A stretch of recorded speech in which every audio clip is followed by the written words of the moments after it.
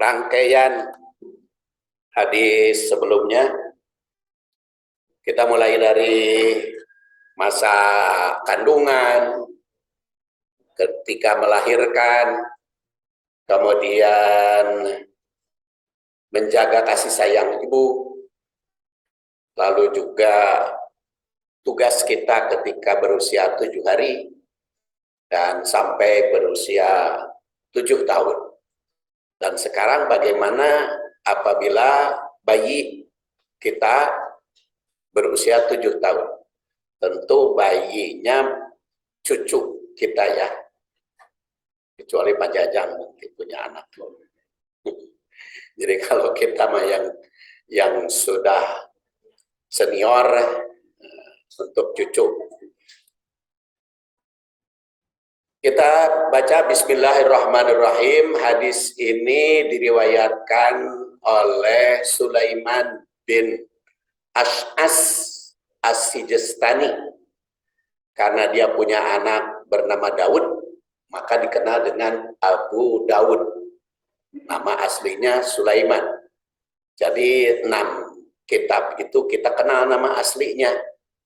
Bukhari adalah Muhammad, Muslim adalah Muslim itu sendiri, Abu Dawud itu Sulaiman, Tirmidzi Muhammad, kemudian An-Nasa'i Ahmad, Ibnu Majah Muhammad.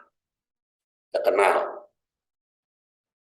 Kata Abu Dawud, haddasana Mu'mal bin Hisham, yakni al-Yashkuri, haddasana Ismail an Sawar Abi Hamzah, qala Abu Dawud wa huwa Sawar bin Dawud Abu Hamzah al-Muzanni as-Sarti an Amr bin Shu'aib an abihi an jaddihi qala Rasulullah sallallahu alaihi wasallam muru auladakum bis-shalah wa hum abna'u sab'i sinin wadribuhum 'alaiha wa hum abna'u asyra sinin wa farriqu bainahum fil madaji'.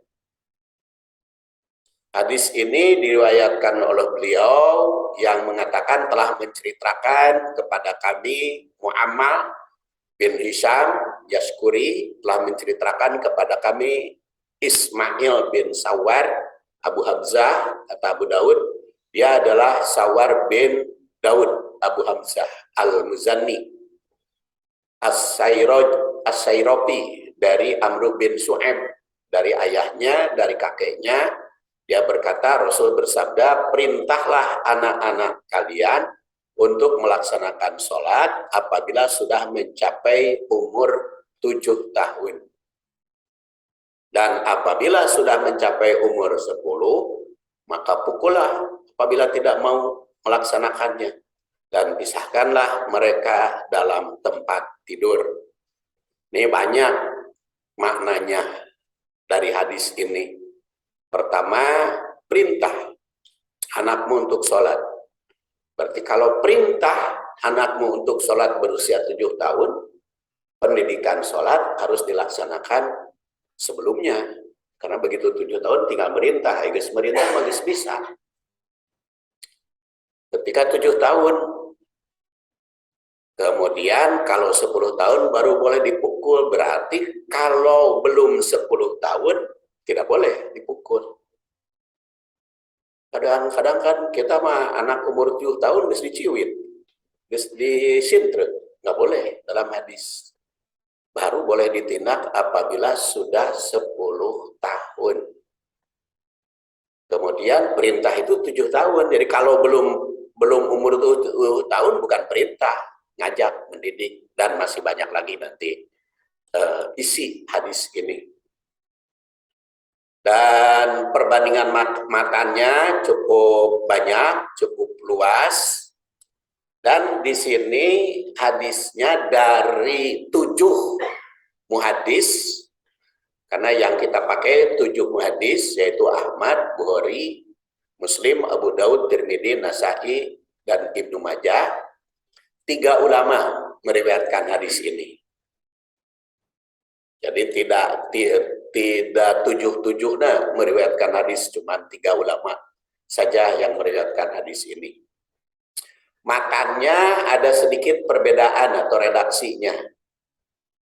Kalau menurut riwayat Ahmad atau dikenal dengan Imam Hambali, Ahmad bin Hambal dikenal dengan bapaknya Imam Hambali, ida balagol gulam. Jadi kalimatnya kalau menurut Imam Ahmad, ida balagol gulam sab'an sinin, apabila anak sudah berusia 7 tahun, maka umiro diperintah bisolah untuk sholat. Faida balago ashran, apabila sudah 10, maka duriba alaiha, boleh dipukul, dipaksa. Abu Dawud yang kita riwayatkan itu 2 kali meriwayatkan. Pertama nomor 417, kedua nomor 418. Dengan redaksi yang berbeda. Nomor 418, muru auladakum bisalah wahum abna'u sab'i sinin wadribuhum alaiha wahum abna'u asrin wa fariqu bainahum fil madoji. Tapi kalau nomor 17, murus sobi. Jadi kalau tadi mah di nomor 418 muru auladakum, tapi kalau di nomor 417 murus sobi bisalah ida balago sab'asinin. Sedangkan kelanjutnya yuadribuhu alaiha ketika asroh, ketika 10. Sedangkan dalam riwayat At-Tirmidzi, Muhammad At-Tirmidzi atau Abu Isa, alimus sobi, ajari. Jadi kalimatnya bukan muru, tapi alimu. Nah, itulah redaksi peruntukan.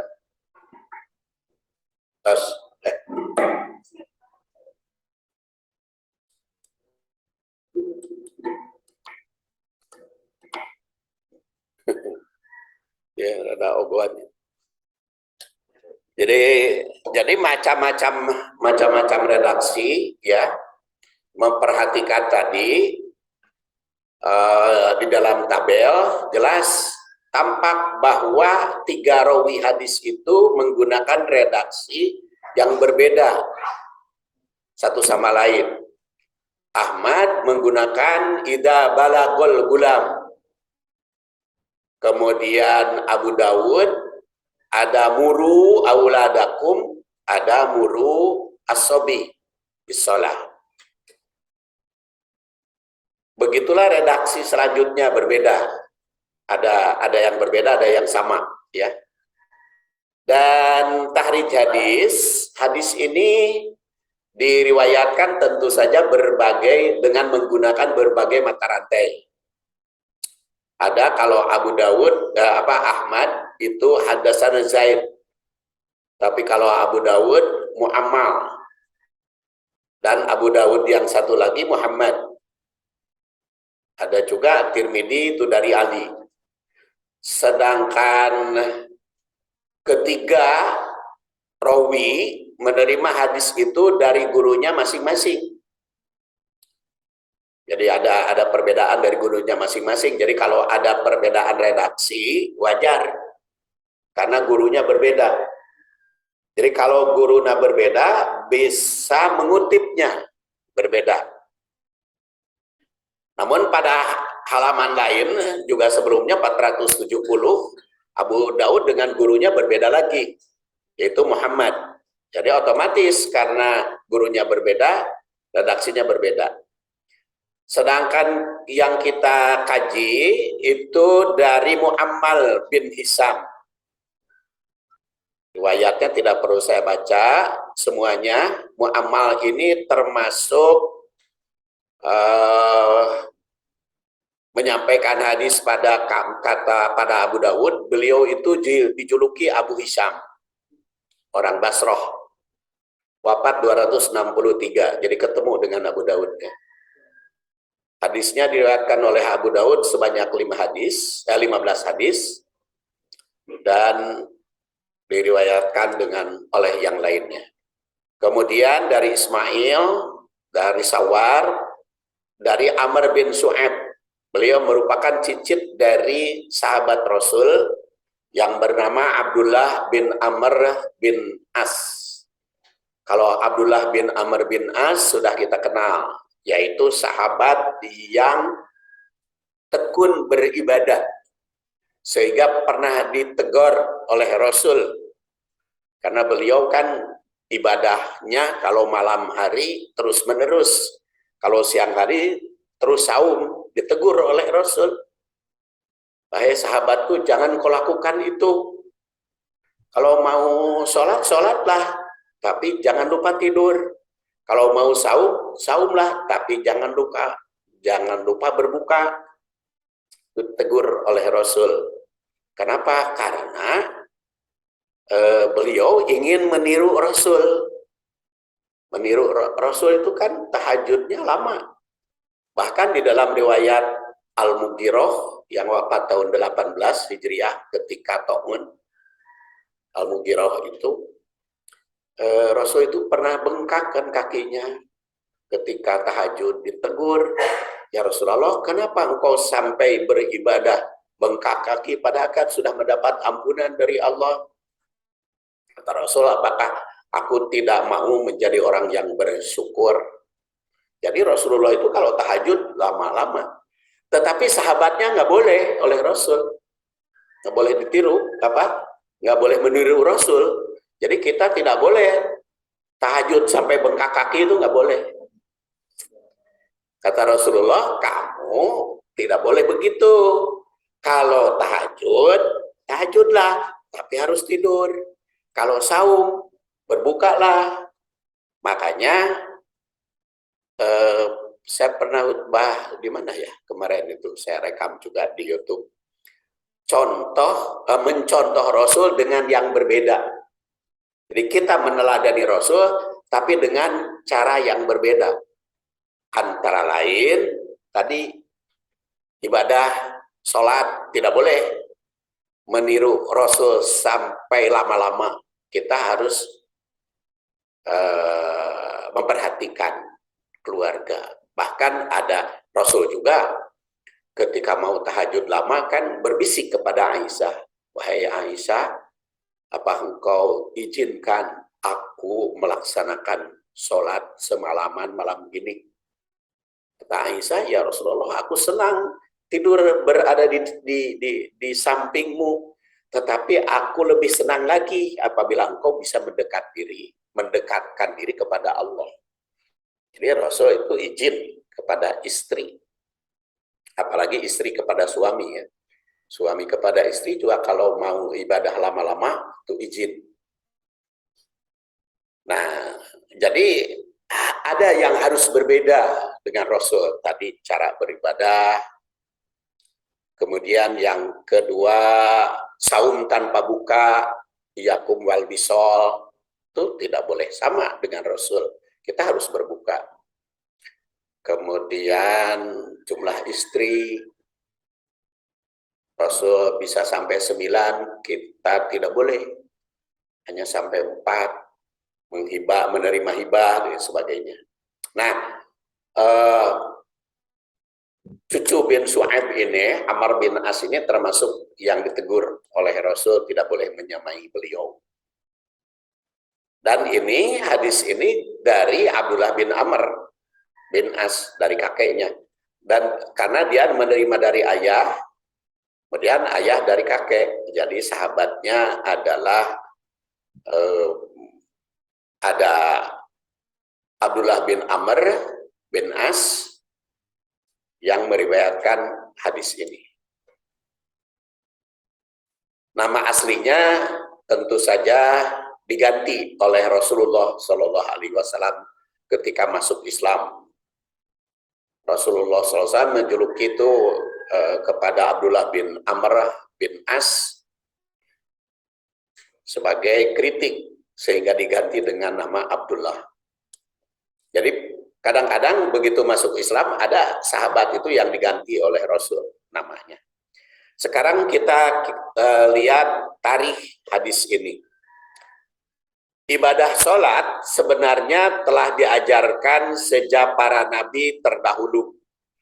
Jadi bagian pertama hadis ini mungkin hanya sampai tarikh ya dan tasih. Jadi materinya akan kita bahas pada bagian yang kedua. Ibadah sholat sebenarnya telah diajarkan sejak para nabi terdahulu. Sejak kapan ibadah sholat dipadukan kepada umat? Hanya Allah Subhanahu wa Ta'ala yang tahu. Hanya Allah yang tahu sejak kapan. Sejak Nabi Adam, Nabi Idris, Nabi Nuh, atau Nabi Ibrahim. Tapi yang jelas, Nabi Adam juga kan sudah diperintah ibadah. Jadi saya yakin sejak Nabi Adam sudah ada perintah sholat. Hanya yang dikutip secara langsung oleh Al-Quran itu sejak zaman Nabi Ibrahim. Padahal kan sebelum Nabi Ibrahim ada nabi-nabi sebelumnya. Ada Nabi Adam, ada Nabi Idris, ada Nabi Nuh. Dan berapa jarak dari Nabi Adam ke Nabi Ibrahim? Nggak tahu berapa jaraknya. Yang jelas Adam aja kan 1000 tahun. Nabi Nuh itu dakwahnya 950 tahun. Umurnya berapa? Itu dakwahnya saja 950 tahun deh. Jadi kan ada yang menafsirkan katanya umur Nabi Nuh itu 950 tahun. Padahal kan di dalam surat Nuh dikatakan, aku berdakwah selama 950 tahun. Sejak umur berapa beliau? Jadi usianya panjang. Di zaman baheula lama para nabi dan rasul umat itu panjang-panjang usianya. Beda dengan ayeuna mah enggak begitu panjang-panjang. Tapi lumayan ada ya, Ratu Elizabeth 97, 96. Tapi ada yang lebih tua, raja sekarang, yaitu Raja Saudi, Raja Salman, itu 98 masih hidup. Masih jadi raja beliau, Raja Salman. Terus apalagi Malaysia itu Mahathir Muhammad 98. Tapi yang jelas para nabi dan rasul terdahulu itu panjang-panjang usianya. Jadi berapa jarak dari Nabi Adam sampai sekarang itu hanya perhitungan jumlah aja. Kalau Bapak dan Ibu baca Atlas Syauqi Abu Khalil ya, Atlas sejarah Syauqi Abu Khalil, dia itu menyusun buku dengan gambar-gambarnya. Nabi Adam di mana, turunnya di mana, itu gambar-gambarnya. Itu nama bukunya Atlas Al-Quran, ada Atlas Nabi, ada Atlas Dunia. Dia menghitung perkiraan, tapi perkiraan menurut penelitian beliau. Tapi secara pasti yaitu karena umurnya disebut di dalam Al-Quran itu malah dakwahnya seperti Nabi Nuh. Dakwahnya 950 tahun. Jadi kalau tadi sejak kapan ibadah sholat diperintahkan, saya bisa memahami kalau begitu sejak zaman Nabi Adam sudah ada perintah sholat. Hanya yang disebut. Kenapa sejak zaman Nabi Adam? Karena Nabi Ibrahimnya berdoa, Robbi ja'alni muqimas sholah wa min durriyati Rabbana wa taqabbal du'a. Robbi ja'alni, ya Allah, jadikan aku muqimas sholah, yang menegakkan sholat. Mukim itu menegakkan, jadi iqomah. Jadi bukan hanya melaksanakan. Berdoanya, jadikan aku orang yang menegakkan sholat. Jadi kalau dia sebut orang yang menegakkan sholat, berarti Nabi Ibrahim sudah tahu sholat, kan? Makanya dia berdoa, ya Allah jadikanlah aku orang yang menegakkan sholat, karena sholatnya sudah tahu, menegakkannya, bermohon kepada Allah, berarti sholat sudah ada sejak sebelum Nabi Ibrahim. Itu cara tadbir atau tadabur, ya, cara memahami ayat Al-Quran. Seperti pada waktu yang lalu Masjidil Haram saya bahas, Ka'bahnya didirikan sebelum Nabi Ibrahim. Kenapa? Karena Nabi Ibrahim berdoa, aku tempatkan sebagian keluargaku di dekat Baitullah Al-Haram. Berarti Al-Haramnya sudah ada sejak sebelum Nabi Ibrahim alaihissalam. Wa min dzurriyyati, dan begitu pula keturunanku. Rabbana, ya Tuhan, taqabbal doa, terimalah doa. Jadi jika Nabi Ibrahim berdoa untuk keturunannya agar bisa menegakkan sholat, berarti sholat sudah ada sejak sebelumnya, bisa dipahami, ya. Ibadah ini telah berada sejak para nabi terdahulu. Cara sholat Nabi Ibrahim dan keturunannya sama dengan cara sholat kita. Karena di sini dikatakan oleh Al-Quran, wa id bawwa'na li Ibrahim makanal bait alla tusyrik bi syai'a wa tahhir baiti lit taifina wal qaimina war ruk'is sujud. Di sini ditandaskan, ingatlah ketika kami memberikan tempat kepada Nabi Ibrahim, yaitu tempat di Baitullah. Baitullahnya sudah ada, saya katakan tadi, karena makan al-bait, Allah tusyrik bi, jangan menyekutukan aku syai'an sedikit pun, atau dengan sesuatu pun. Wa tahhir baiti, bersihkan rumahku. Jadi rumahnya sudah ada sebelum Nabi Ibrahim. Li taifin, untuk yang tawaf, berarti tawaf sudah ada sebelum Nabi Ibrahim. Wal qaimin, dan berdiri. Waruku wasujud, berarti zaman Nabi Ibrahim juga sholatnya ada berdiri, ada ruku, ada sujud. Makanya seorang profesor cendekiawan mengatakan bahwa sholat zaman baheula lama tidak ada ruku, tidak sujud, hanya berdiri saja. Mungkin profesor itu tidak membaca ayat ini. Kan bisa saja profesor kalewat maca, kan? Iya. Apalagi bukan profesor agama, apalagi itu banyak. Bahkan sekarang mah ada profesor honor, kan? Ada profesor honor di Indonesia mah. Jadi ujug-ujug diangkat profesor, pengalaman jadi asisten ahli, lektor madya, lektor kepala, pengalaman itu ujug-ujug profesor. Nah, hadiah. Jadi makanya ada profesor juga yang keliru, tidak perlu saya sebut profesornya ini, yang mengatakan bahwa sholat zaman baheula mah hanya berdiri saja.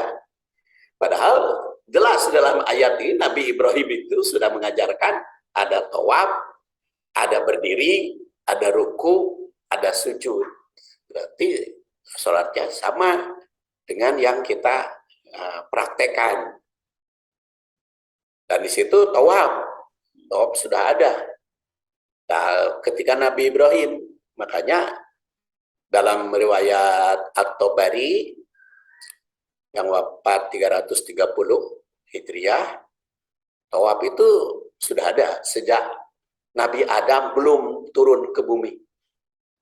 Tuh, At-Tabari itu mengatakan tawaf itu sejak Nabi Adam belum turun ke bumi sudah ada di masjid di Baitullah itu tawafnya para malaikat.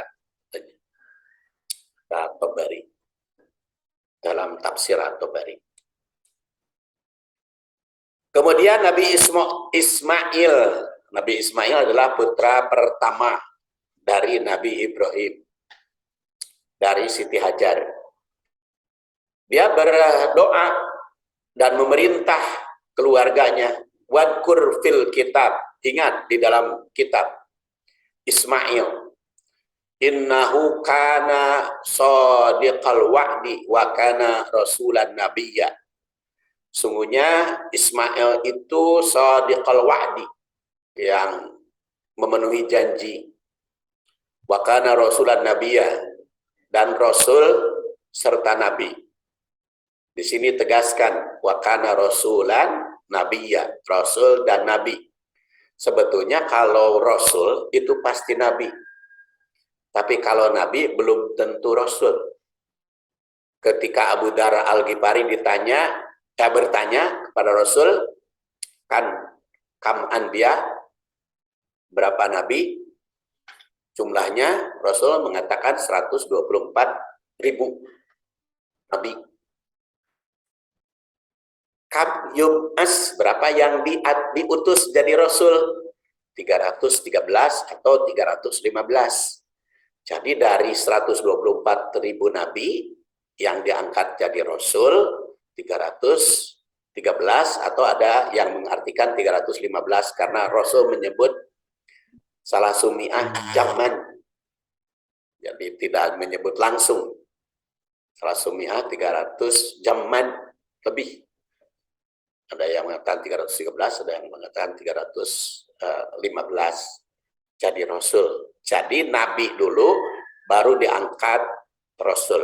Rasul Sallallahu Alaihi Wasallam pun diangkat jadi Nabi bulan Rabiul Awal, tanggal 8 Rabiul Awal, ketika usia 40 tahun.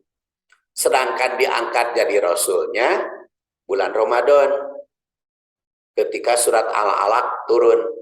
Jadi Al-Alaq turun itu sekaligus pelantikan sebagai Rasul. Yang Nabi, yang diangkat nabinya bulan Rabiul Awal, ketika 40 tahun. Dan Ismail sebagai Rasul dan Nabi.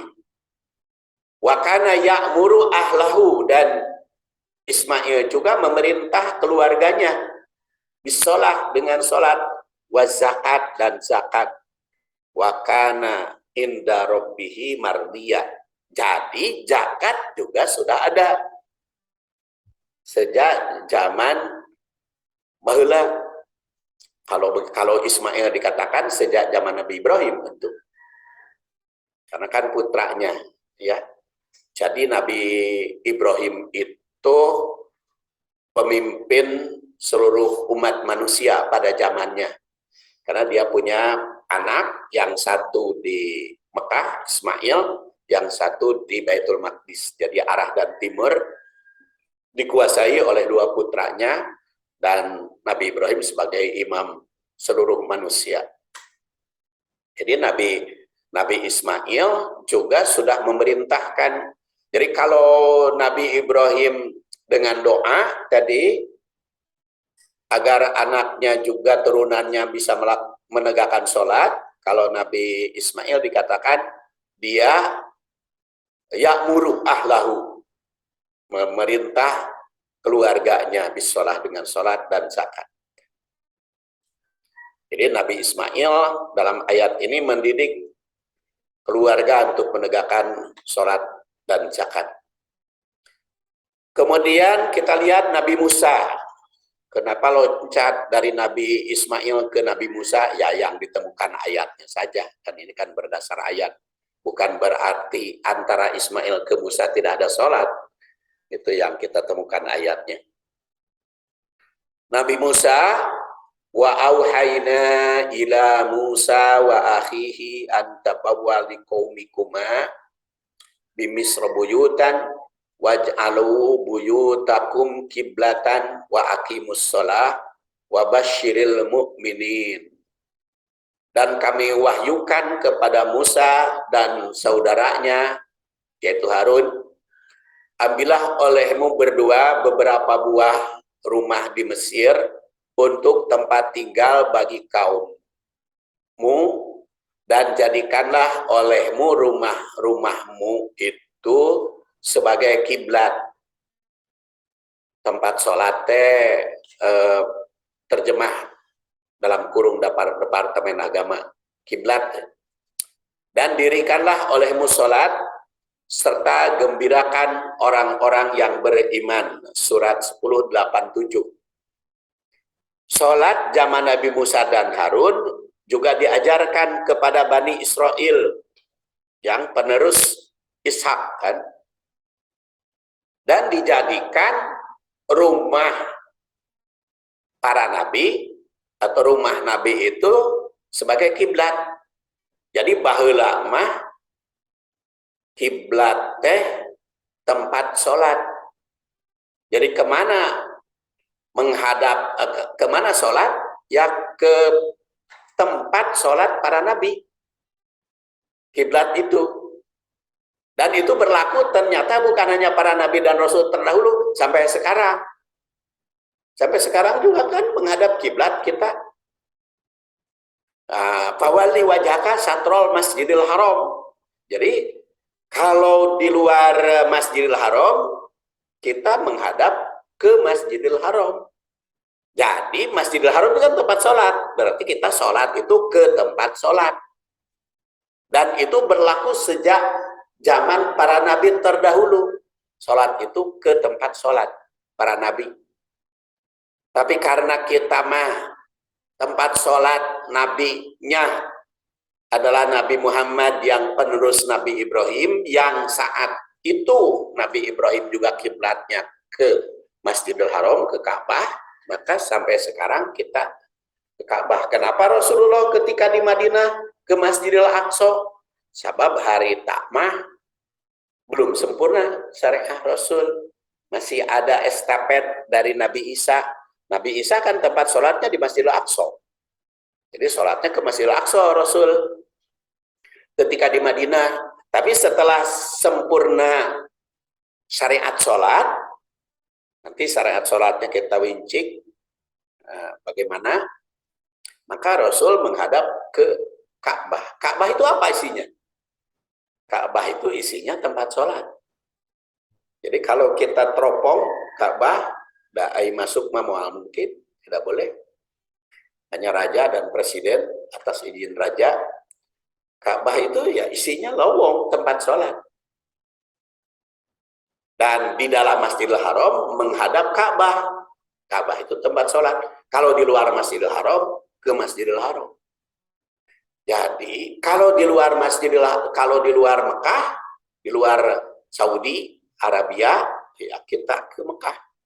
Jadi kalau ada sedikit-sedikit belok mah sah sholatnya, karena fawalli wajhaka syatrol Masjidil Haram. Syatro itu kan garis Masjidil Haram, sedangkan Masjidil Haram itu kan luas tempatnya, bisa merenang Kababul Abdullah, ya, pintu Abdullah makan jarwal itu, ada Babul Fatah, kalau buat Fatah mah itu kan Ismailiyah, ada pintu Abdul Aziz atau pintu Pahad mah ke Misbalah. Jadi kan Masjidil Haram itu luas. Jadi kalau Masjid Muhajirin ada belok-belok sedikit itu sah aja. Antur kunaona tuh orang sampai diluruskan ke Ka'bah supaya yakin aja. Tapi saya yakin itu sah aja. Kemana ini Mas? Mekah, kita menghadap aja ke Mekah. Jadi ada sedikit belok-belok sedikit, sah saja. Karena di dalam Al-Quran juga fawalli wajhaka satrol Masjidil Haram. Satrol Masjidil Haram itu arah Masjidil Haram, dan Masjidil Haram itu luas. Sekarang itu ada pembesaran Masjidil Haram, Babul Abdullah itu sampai ke Jarwal. Jarwal itu 3 kilo luasnya, ya. Luasnya Jarwal itu 3 kilo dari Ka'bah. Dan itu tempat Rasulullah namanya Wadi Tua dulu. Itu begitu Rasulullah SAW datang, beliau tidak langsung ke Ka'bah, tidak langsung ke Masjidil Haram begitu datang tuh waktu haji itu. Jadi nginap dulu. Jadi entong buru-buru, Bu, kalau umroh tuh buru-buru hayang tawaf, teu kudu, Rasul aja nginap dulu 1 malam di Wadi Tua. 1 malam di Wadi Tua. Kemudian setelah nginap 1 malam, baru besoknya ke Masjidil Haram. Dan ke sujud syukur, ke Rasul tuh. Kunaon akhirnya jamaah haji begitu turun di pesawat langsung sujud syukur. Jadi saya bertanya itu kok sujud syukur? Memang ayat itu perintahnya. Ya, tapi bunga. Ya Rasul juga kan bunga itu. Begitu kan perjalanan Rasul itu dari Dzulhulaifah ke Wadi Tua itu 8 malam. Perjalanannya pakai unta, kuda 8 malam. Sampai di Wadi Tua untuk sujud syukur langsung biasa aja gitu. Nah, pagi-paginya baru ke Masjidil Haram, dan di Masjidil Haram ke sujud syukur, ketihatul masjid, masuk Masjidil Haram pagi-paginya langsung tawaf. Nah itu manasik Rasul. Jadi itu kemarin itu kan ditayangkan di TV. Jadi semua jamaah haji Indonesia begitu turun dari pesawat sujud syukur dulu. Tapi jamaah lain mah enggak, hanya jamaah haji dari Indonesia di shooting kan. Nah itu ibadah itu ya tiru Rasul lah, meniru ya, berusaha sepanjang yang diperintahkan oleh Rasulullah Shallallahu Alaihi Wasallam, mengikuti beliau ya kita ikuti. Kalau kita mendapat nikmat sujud syukur, tapi nikmatnya seperti apa? Sama, saya pernah negur di masjid ini atau bukan ya, itu ada setelah sholat sujud syukur. Kalau di Masjid Muhajirin juga, kalau yang datangnya langka ke masjid masih ada. Setelah sholat itu sujud syukur. Gitu. Saya tanya, kenapa setelah sholat Anda sujud? Ya sujud syukur Pak. Kenapa sujud syukur? Kan kita bahagia setelah sholat. Loh, Rasul itu setelah sholat nggak doa, ya Allah, terima sholatku ini. Atau subhanallah, jadi bukan sujud syukur. Kan kita bahagia setelah sholat. Diterima itu padahal minta diterima oleh Allah Subhanahu wa Ta'ala. Jadi, sujud syukur itu apabila telah mendapat kenikmatan, kebahagiaan. Tadi mengkolnya di mana? Jadi kiblatnya itu ya, kiblatnya di zaman para nabi terdahulu sampai akhir zaman, kiblat itu menghadap tempat sholat, dan kita juga menghadap tempat sholat nabi ya, bukan sembarang tempat sholat nabi, karena di sini dikatakan waj'alu buyutakum, nah, kiblatan, kumnya itu kepada para nabi. Karena kenapa kepada nabi? Karena wa auhayna ila Musa, jadi kepada para kiblat para nabi. Kemudian Nabi Zakaria juga diperintah sholat. Hunalika da'a Zakaria rabbah qala rabbi habli min ladunka dzurriyyatan thayyibah innaka sami'ud du'a. Fanadatul malaikah wa huwa qa'imun yusalli fil mihrab annallaha yubassyiruka bi Yahya musaddiqan bi kalimatin minallah wa sayyidan wa husuran wa nabiyyan minas sholihin. Itulah Zakaria berdoa. Dia mengatakan Rabbi habli min ladunka dzurriyyah thayyibah innaka sami'ud du'a. Anugerahkan kepadaku keturunan yang baik, engkau Maha mendengar doa. Panadatul malaikah, maka malaikat datang kepada Zakaria wa huwa qaimun yusolli fil mihrab. Dia sedang sholat di mihrab. Annallaha yubassyiruka bi Yahya. Kenapa di mihrab? Karena Zakaria itu kan marbot. Makanya punya tempat di masjid itu, seperti di Masjid Muhajirin punya tempat Kang Jajang. Itu karena di masjid itu harus ada tempat tempat khodimul masjid istilahnya. Khodimul masjid, ya, tempat menginap di masjid, menginap di masjid. Saya juga termasuk marbot dulu ketika kuliah di INISI. Saya jadi marbot di Darul Dakwah. Jadi Darul Dakwah itu ayah kamar. Nah, ayah kamar. Nah, maka di situ saya nginap ketika kuliah di INISI itu. Tapi karena marbot Masjid Darul Dakwah mah ngahiji jeung masjid beda dengan muhajirin gitu. Muhajirin mah mesah gitu. Jadi ngahiji jeung di masjid sakamar. Jadi begitu nikah jadi misah, tapi masih tetap kedudukan jadi marbot, jadi marbot masjid. Hanya begitu nikah jadi ngontrak. Namun masjid namanya muhajirin mau awaka can anggeus mah. Kan sampai sekarang 10 kontraktor, 10 kali ngontrak. Tapi banyak umat ya. Nah jadi Zakaria itu marbot.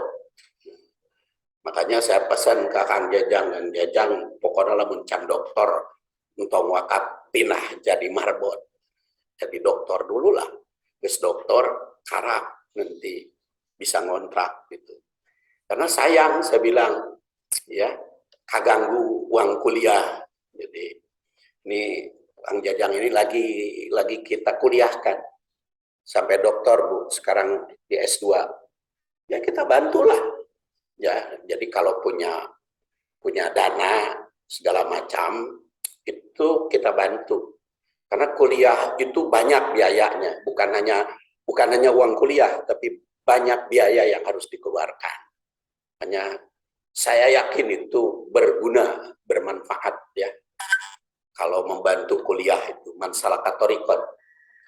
Dan siapa yang membantu urusan ilmu itu Allah mudahkan jalan ke surga.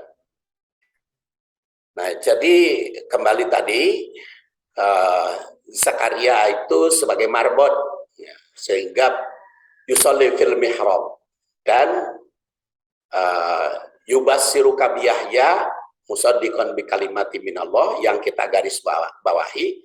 Nabi Zakaria juga sholat. Kemudian Siti Maryam. Nah, Siti Maryam juga marbot itu. Karena apa? Karena sudah dinadarkan kan ibunya, kalau saya punya anak laki-laki, maka saya akan tempatkan anakku jadi marbot masjid. Tapi sayangnya anak nanti kan perempuan. Perempuan kita geus nadar jadi marbot. Pun punya anak dijadikan marbot, Maryam jadi marbot perempuan Maryam.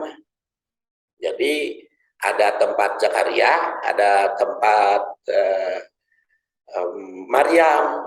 Ya, maka muhajirin mah kebetulan Jajang jeung istrina ayah, jadi marbot laki-laki dan marbot perempuannya ditempatkan da suami istri. Tapi kan Ari Zakaria jeung Maryam mah beda, bukan suami istri, makanya tempatnya berbeda. Jadi dan Maryam itu perintahkan ya Maryamu nuti li rabbiki, taat kepada Tuhanmu. Wasjudi, sujud. Jadi Siti Maryam juga diperintah sujud, warka'i ruku, ma'arroki'in, dan itu berjamaah Siti Maryam, warka'u ma'arroki'in.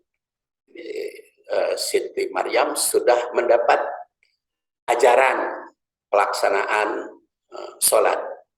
Dan di situ dikatakan ruku, sujud. Di cara sholat sekarang yang dilakukan oleh pengaku iman kepada Maryam, tapi tidak ruku dan sujud, berarti tidak meniru Siti Maryam. Kan mereka percaya kepada Maryam ya, hanya gunanya Maria menggunakan istilah Maria. Tapi kenapa tidak ruku dan sujud? Padahal Maryam itu wasjudi warka'i, ruku dan sujud ma'arokiin bersama orang yang ruku. Kemudian demikian pula putranya Nabi Isa. Makanya Nabi Isa dinisbatkan ke Maryam karena dia tidak punya ayah, ya. Karena kan manusia itu ada yang punya ayah tapi tidak punya ibu, ada yang punya ibu tapi tidak punya ayah, ada yang tidak punya ayah dan tidak punya ibu. Yang tidak punya ayah, tidak punya ibu Adam.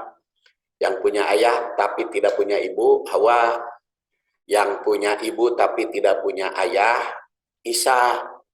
Yang punya ayah dan ibu seperti biasa, seperti kita. Ada pula yang tepuguh ayahna. Eta mah kabeh bienakeun, bapana aya ngan tepuguh ayahna saha. Ada juga manusia seperti itu. Nabi Isa itu dia